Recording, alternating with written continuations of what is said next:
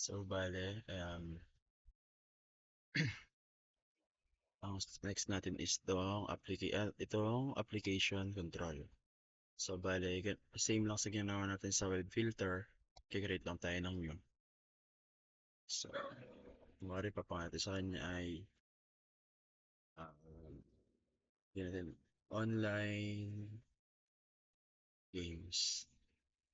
So, as you can see, meron ditong mga laro. Tingnan natin yung loob. So, bale, ito siya. Try mo laro. Addicting games, Armageddon, marami. Clash of Clans, Combat Arms, diba? Garena. Pwede nyo siyang i-edit, ganyan ganito, kung gusto nyo para mag-vlog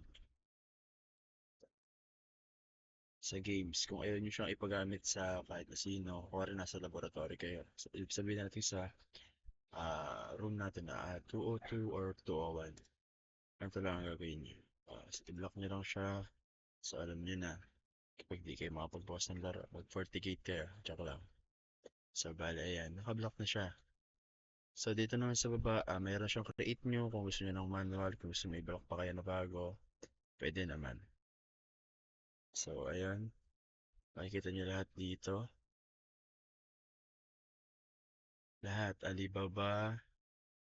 Baba to. db2, des.com. Lahat na pwede nyo i-block, pwede nyo siya i-block para hindi magamit. So, ayun lang.